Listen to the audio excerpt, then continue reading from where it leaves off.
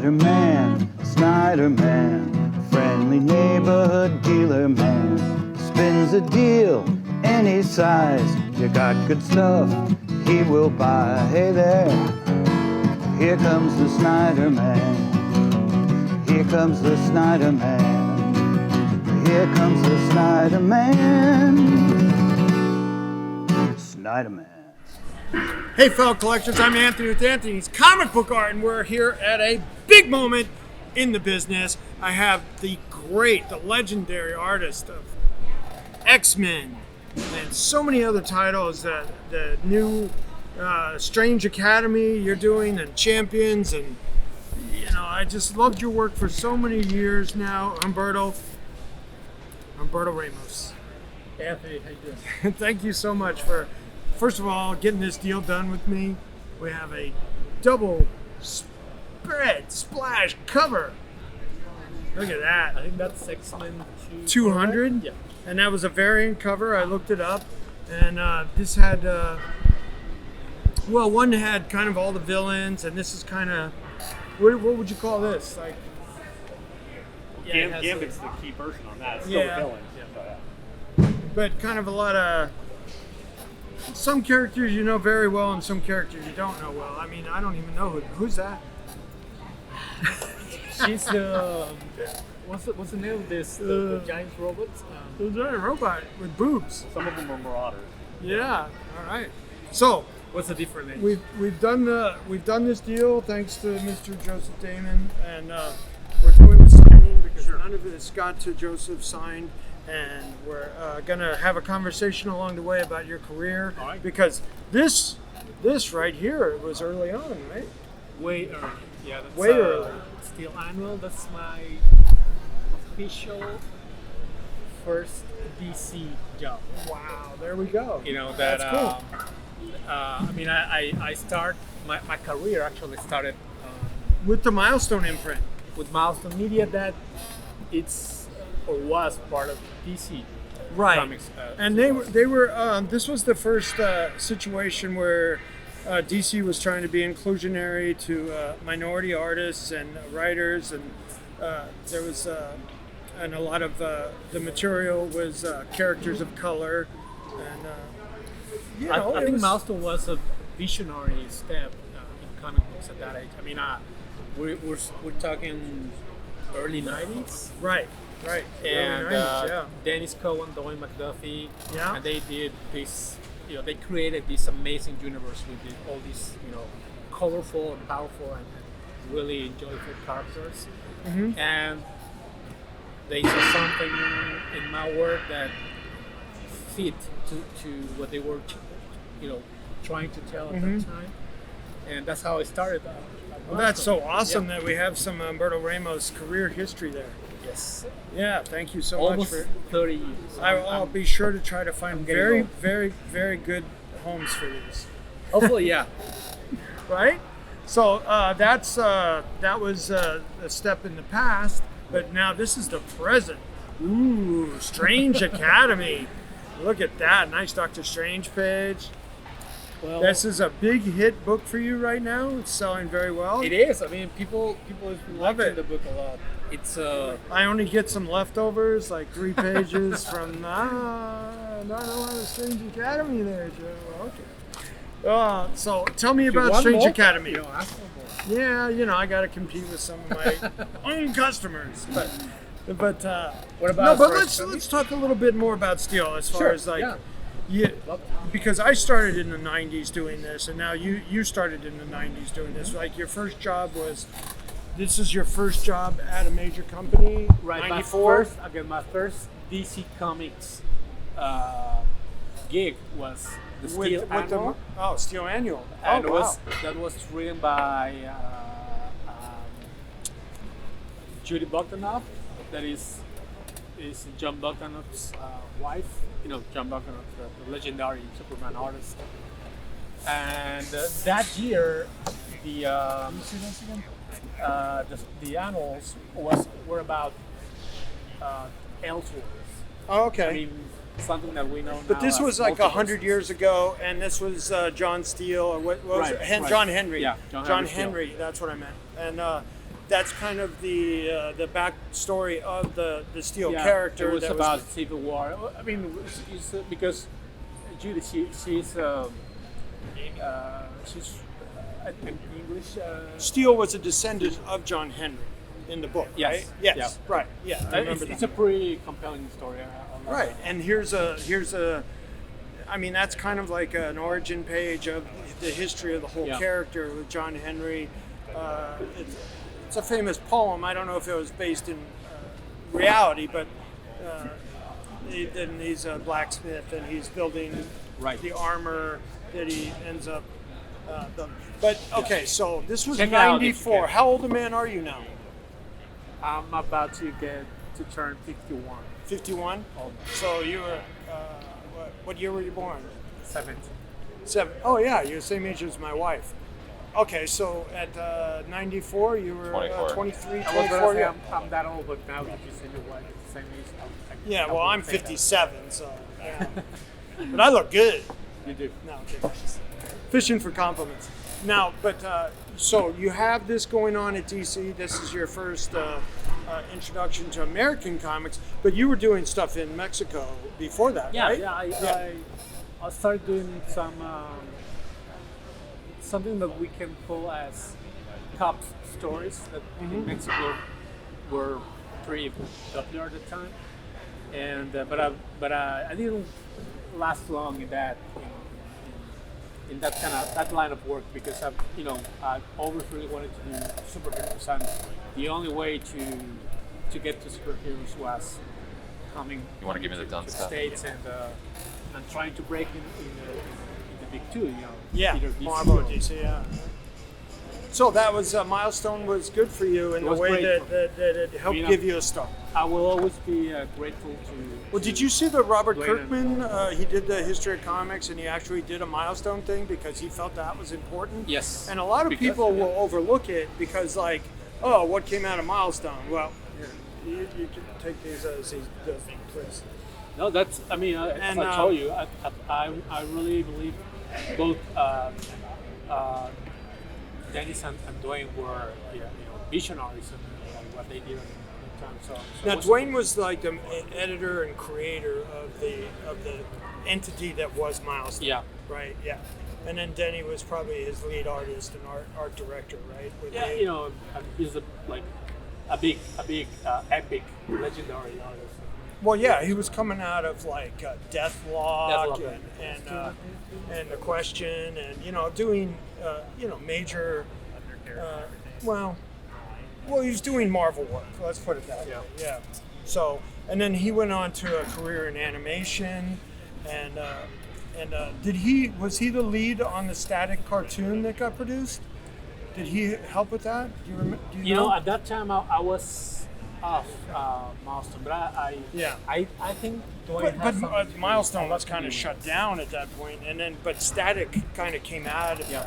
that as a real winner, and now other stuff is kind of, and then Steel, was a character that survived, and it became part of the DC universe. But Static actually became quite popular, and had its own TV shows. And cartoon. now there's something coming out.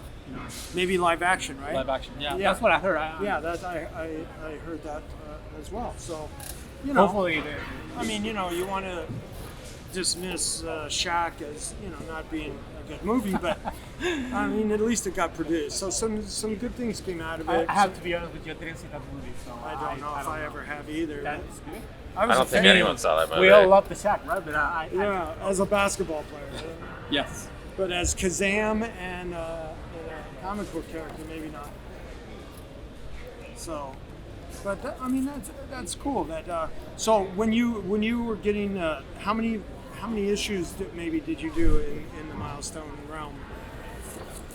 I did quite a lot. I was pretty fast, and I was younger, way younger. And I was really fast, so I could do like 2 books a month. So I did a lot. I did a lot of hardware. Yeah, hardware. Yeah. And Wasn't that Denny Cowan's main character as well? Right. Yep. He invented hardware, right? And then I was ready to take Static when I got hired by DC.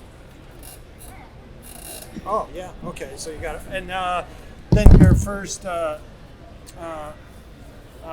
mainstream, let's call it, was Impulse, right? Yeah, after the Steel After annual, Steel, yeah. they had this event, the 0 hour that year. So Tom Gromit, who was the leading penciler, both at, with Superboy and one of the super. Yeah. Superman, The super titles, books. basically. Yeah. At that point, he drew 2 books a month, but Right. also he had to take over. He was doing Superman too. Yeah, I remember. But he had to do some work on the 0 hour event. Oh he yeah, couldn't- 0 hour. You know, yeah. he has to leave one of the books aside for a bit, so he can deal with all these deadlines. So after finishing the Steel annual, they hired me to do two issues on Superman. Oh, okay. And then that's how you got. Then they gave you Impulse. And that's how one of the outcomes from 0 hour event was the creation of the introduction of Impulse. Oh, okay. I didn't realize And that. that's Yeah, how okay, great. I got the job. Awesome. And yeah, Impulse was the character that gave me name. In the Right. You got really established in the. Now, where did your style? Do you feel like you had some influences in the American comics, or for this kind of style, or you got some different stuff going on here? Like you got some kind of manga. What do you call it? at that Manga-esque. time, there was a comic book reference magazine called Wizard. Oh yeah, of course. Yeah, the Seamus. Yeah. And they had this idea to call us the Ameri manga, American manga style. Oh, okay. That I was really never into. I've never been a really So when you manga okay. fan. as That's it is. interesting. I kind We're of getting- like. Everybody likes manga and anime, right? Well, But I cartoons, but wasn't- not necessarily comics. But I wasn't really into it. But I was really, really into Art Adams' work. Okay. And he is heavily influenced by manga. So in a way, I was indirectly, influenced. No, I mean everybody formulative has their influences. It's like, there's one guy that has a whole career based on doing Art Adams' style. I mean, Many of us. I mean, You like, know. art is But I my do- artistic yeah. path. Yeah, I love Art. I mean, I try to do business with him as much as I can. The last show here, I tried to buy the program for the show that he had done from him, but he wanted a little too Art. much for me. It's a little too much for everybody. It's Well, so, yeah, I mean, wanted- his art is amazing. I love Yeah. it. I love it. And I like him as a person. No, he's very nice. He's a guy, great yeah. guy. Great guy. And His Joyce. wife, Joyce is Joyce very, very nice artist herself. Dear friends. Now, I gotta ask this question. It's like because Right. I see the Art Adams, I see the manga, but I see Joe Madden in this too. Sure. Yeah. Okay. That was a guy that you looked at and That was. I'm a lucky guy because all my heroes, my artistic heroes, my references, are now my friends. So Right. I'm friends with Art. I'm friends with Joe, Mm-hmm. and I'm friends with Jeff Campbell as well. Oh, Friends Jeff with, Campbell, with yeah. Joe Quesada. These guys that I just told you, influenced my work. In Okay. a fair way. So at those many years ago, we used to talk. Not we didn't text or anything. We actually talked. They to actually people. spoke to each other. And so we became friends, and I think that's my biggest achievement in this business is that I got to call friends those that I call heroes. Oh, that's awesome. That's really a nice story. That is a really nice story. Now, when the champion style, like this style, I love this style. Give me that bottom page back. I love when you go in and out from this kind of stuff. Right. This cross hatching and high detail. You might not see it quite clear here, but this is ball paint. Ball pen. Point pen. Ball point yes. pen. Yeah, exactly. Yeah, that's awesome. I love that. That reaches me as a comic book fan. I like that a lot. But I wouldn't be handling your material like this if I didn't love your style and the artwork itself. We have a long story, you and I. Long love story. Yeah, we could say that. Yeah. A lot of San Always. Diego. A lot of San Diego. A lot of shows together. Joe would show up with a whole FedEx box. Yeah. All right. Now let's get into the older stuff, the impulse stuff. The impulse. Yeah, we've already told the story, but that's cool. Impulse 1 pages that are in there. This is a Nice. character that I really, really care. Well, people, it goes in cycles, and it's like, maybe these were a little slow a few years ago, but now there's more nostalgia about it, and I see more of them moving. This I want to talk about. Yeah, that's This split. Why is this? Yeah. These two. well, this one talked about, and then you actually have the pencils and the inks on separate books. Yeah. Awesome. Nice watch there. Well, time is always of the essence with Impulse. He's a speedster, so that time element in the writing is always a cool Great writing. aspect of it. I mean, who was writing this when you were? Mark Waid. I mean, Mark Waid, The oh. reason why Impulse Wow. was so popular Yeah. is because of the story. Mm-hmm. I mean, and And it was geared, Mark West had the heart you and had soul. such a perfect style at the time, being geared towards a younger audience, not a kid audience, but a teenage audience, Right. let's say, right? I mean, because this is a teenager, how they started those different characters to appeal to the teenage market and bring them into comics. So, the Flash was an adult, and he had Kid Flash.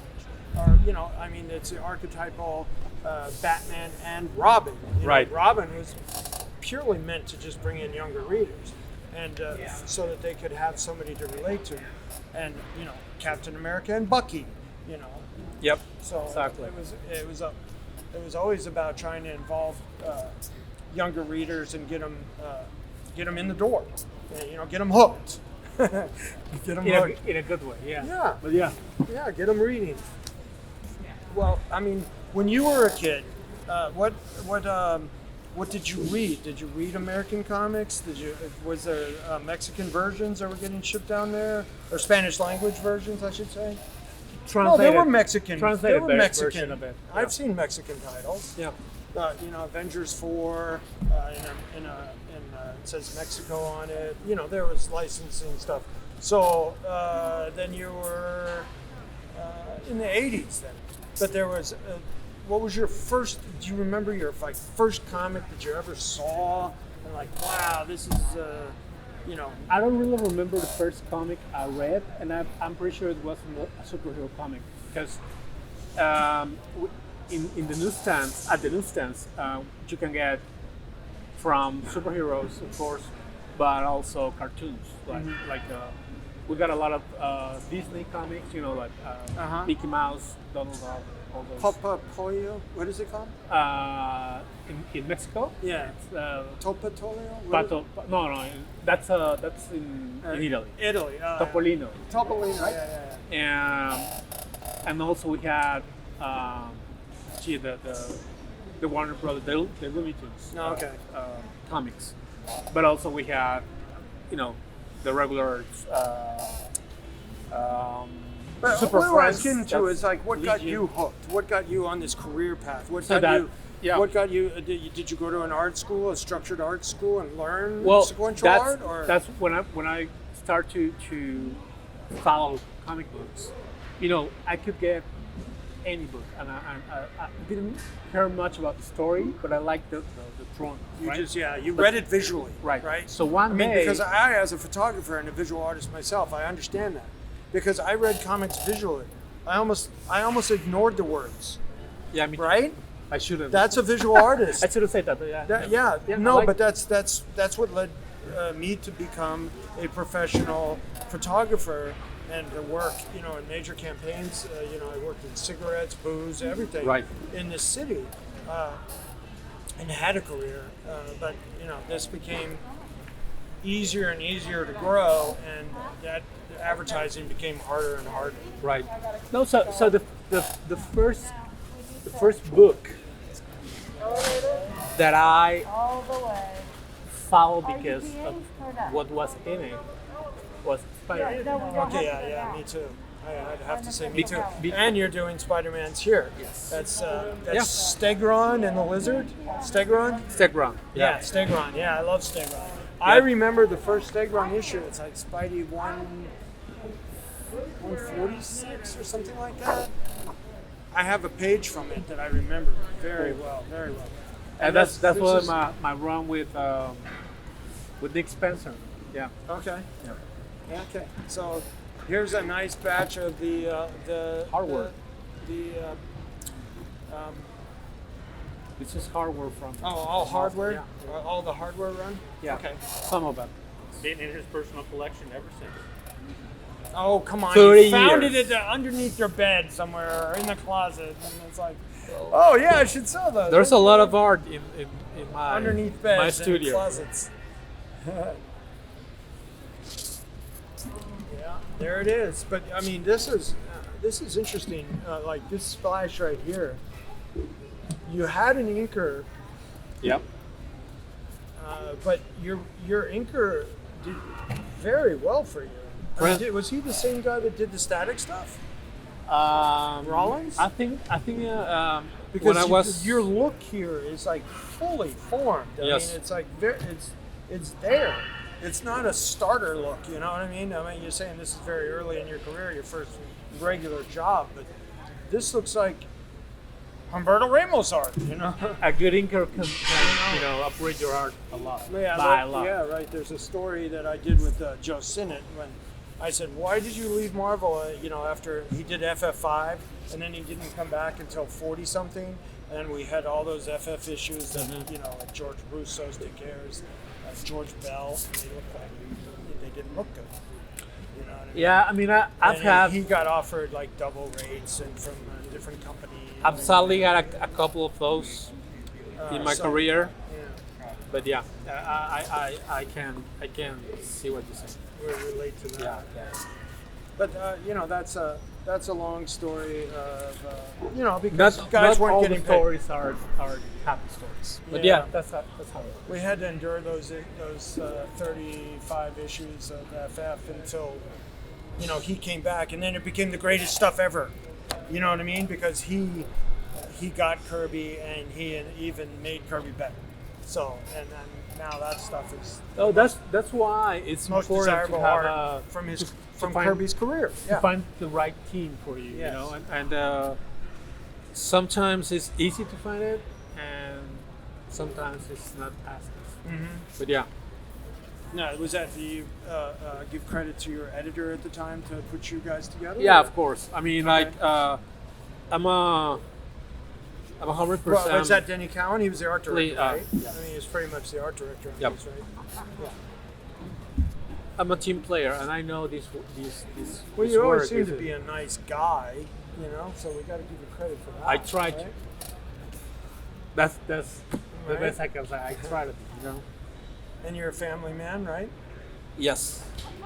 My wife, I always travel with her as much as I can. I mean, Children? I have 2 children. Yeah, 2 children, right? What are they, like in their teens now, right?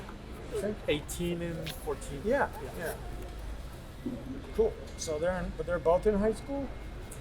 No, actually, the older one is Graduated? he's now in college in Mexico. When he hates comic books.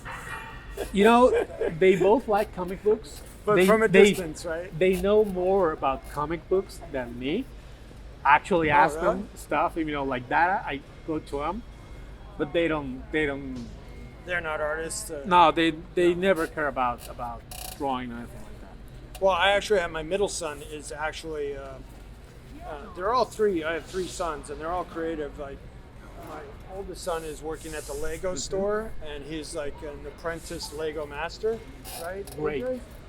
The apprentice Lego master, right? Yeah, working on it. Do you go to school to that? No, he just got the job and he's doing well in it. And Nice. then my second son is at the Kubert School, so that's Great. good. He started this year. He actually got accepted into SVA as well, which was impressive. I was like, really? How much is that? What? I'm at the Kubert School. So I'm friends with Anthony Marquez, that's now the owner and operator of the Kubert School. So he's done great things for it and really applied himself to making that situation work. I wish you could go to a comic book related art school. Okay. I went to art school. Actually, I'm a graphic designer myself, Oh, okay. but we didn't have anything like comic book oriented classes or Sequential art. nothing. I mean, I had to put it together from my different classes. I have a like modeling art, drawing class, or perspective, or illustration techniques, and I pull it from different parts to create my own version of how to do comic books. Okay. So And you bought just books. you had a talent and you found a way to express that talent in your medium, right? I was lucky Yeah. to be pointed the right way to the right people, at the right time, and it was meant to be, Yeah. like sure like was. in movies, because I was, the story goes this way.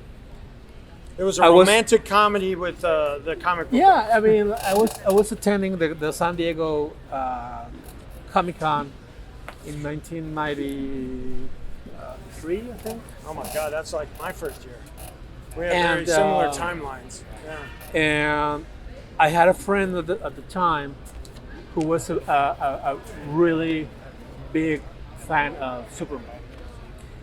I've never been a Superman fan ever. Yeah, me neither. Right? So he was really, really. Was it the year after the death of Superman? Yeah, death. And they had this huge panel about the return of Superman. So all the creative teams were at the panel. Yeah, like Louise Simonson, she was writing. Dan Jurgens, Dan John Jurgens. Bogdanov, Yeah. we see, all this, Mike Harding, everybody. She was the one that says, "Why don't we kill him?" Yeah. And so because I want to be a team player with my friend, we went to this panel, and he was really a huge fan of John Bogdanov's. So when the panel ended, my friend, who wanted to be a comic book artist as well at that time, he approached John and asked him if he could, check Show him on- his samples. Yeah. Portfolio review. And John, being the cool guy he is always, said, yeah, sure. And he saw that we were four of us, and he asked us if we wanted to show him our work too, and we said, sure, of course. So he took his time with us and went through our samples, and by the time he finished checking our work, he had told us to come down to the main floor with him, and he went and looked for Walter Simonson. He showed him our work. They both liked it, and Walter and John brought us down to the Milestone booth and asked Dennis and Dwayne to see our work and to be. Wow, that's a great story. And that's how I got. And that's how you got your entree into the Yeah. whole business. Wow. Now, would you have even gone if your friend hadn't wanted to go?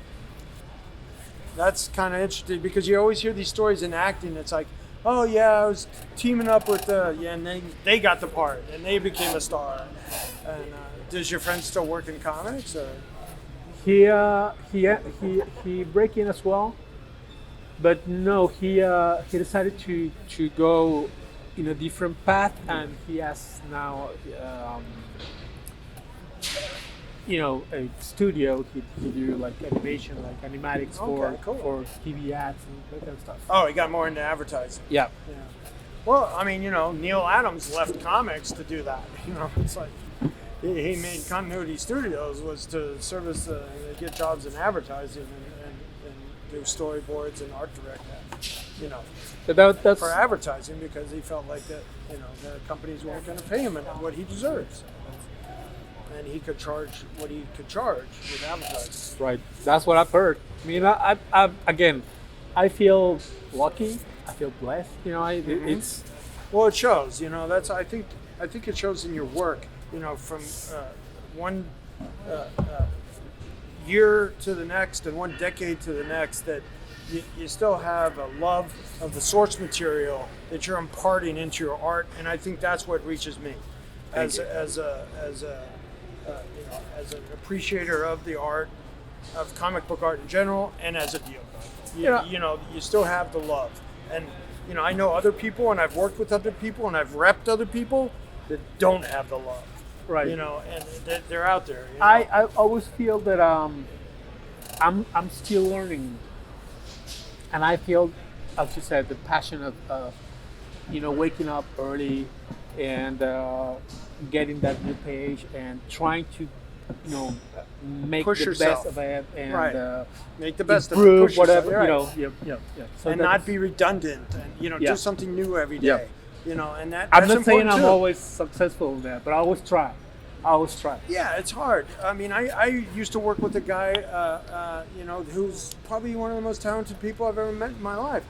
But he had a problem with never wanting to do the same thing twice. And that inconsistency cost him his career. His whole career went. No, and I get I get the artistic side of it, but it's also that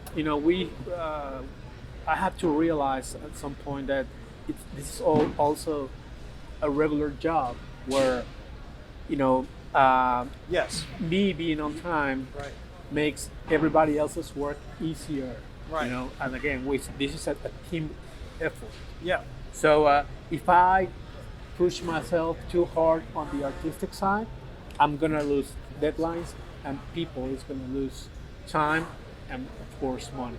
Right. And that's no good. Yeah. Never good. It's very similar in the commercial advertising in my respect to my career. It's like, if they showed me the layout and this was the layout, I had to give them that layout and appease them what they wanted. This is what I got hired to do. Mm-hmm. This is and I did it all in camera. It's before digital. And then I could maybe show them this too. Mm-hmm. That's like dialed up or a little different or a little more my talent applied to it. Right. And then, that you had to give them what they wanted, and then you had to show them what they didn't know they wanted. Right. No. Exactly. Exactly. Because that's what commercial advertising is. It's not when you're in a room full of like the account executive and this and that and the other place. They're not creatives. They're they have a job to do. Yep. No, I But got you. they're not Yes. creatives, and when they hire creatives, you have to, appease the bureaucracy of it, and Yes. and then manage that bureaucracy to maintain your career. Yeah. Because if you're not consistent and you don't show them what they're going to get, they're not going to hire you. They're not going to trust you with their job. And as a comic book artist, you're lucky in the way that you get the job, and you can stay on it 10, 20. 30, 40 issues. I mean, as a freelance photographer, you got one job, and you hope they hired you back. Yeah. So that's what made it very hard. Well, being a freelancer, it's a little like that, but also when you have when you build a name from being on time, being a professional, being responsible, being a team player, all these things. Then when you finish that one job you're doing, is most surely that they will call you back next Monday to it's so funny, offer yeah. you an The award. one advice, that's my experience. Yeah, the one advice my mom ever gave me as a parent, she goes, always make sure they ask you back. That's kind of what you just said, that just making sure you get asked back and you're appreciated and you have a job. there's one of my bosses told me once that when you're a comic book artist, you need 2 of these 3 qualities: being on time always, being a talented artist, and being a good person. If you have two of those 3, you get a job, in this business. And so, I've always tried to be as much as have the 3 qualities. Yeah, if you have all 3, maybe you have a career and a successful career. I just want to, that's a great point. That's a great way to finish, but I just want to talk about this one. Yep. These are the hardware covers, right? This is a fully realized cover. Yeah. And that's Ramos and Rollins again. Again. And now tell me about this one that's separate. Well, they told me, that this is the way I work. How to call it, my working title. I'm a penciler. People know us or call us artists. Yeah, I call myself a penciler. That's why. Oh my gosh, my friend Robert ain't this. There you Robert go. Cunjano. I'm friends with him.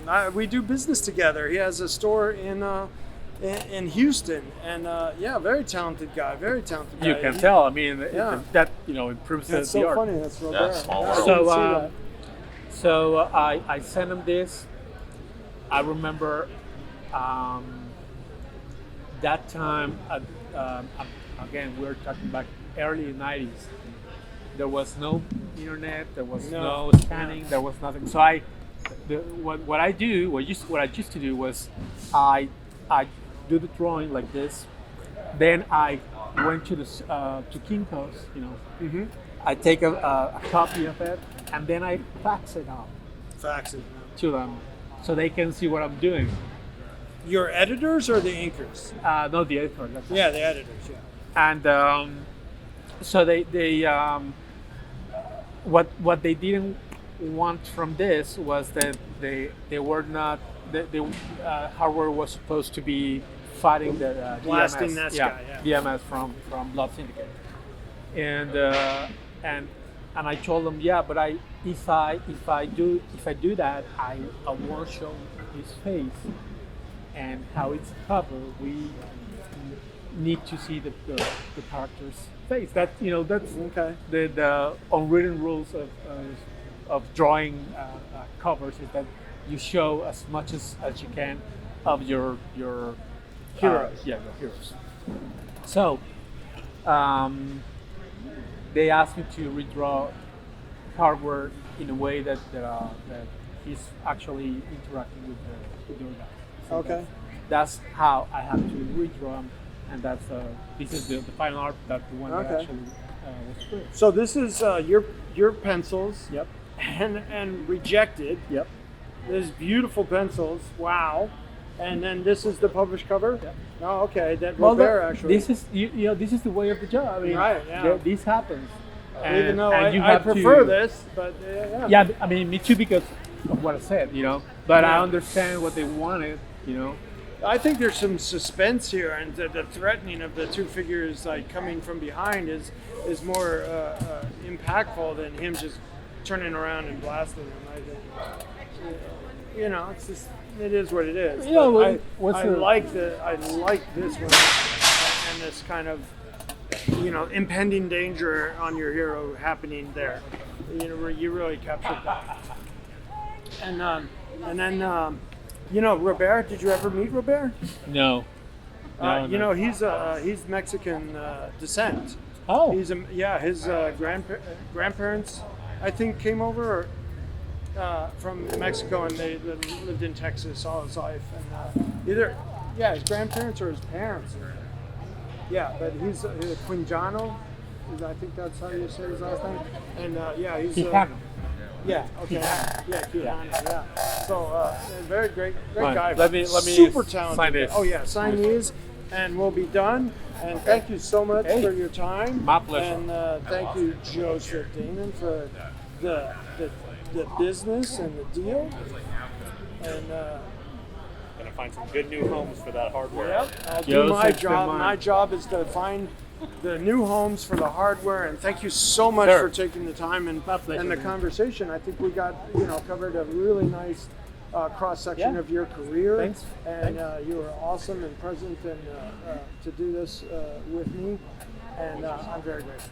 I mean, I am grateful, and I need to remind people who collect comic book art, like what you see printed in the pages, the books you buy, is pretty cool, but it will never equal the original art that you can get. Really, I mean, if you are willing to invest, it's worth the money you pay. You can have the comics, but if you have this cover, it's the one-of-a-kind piece, and there's only one.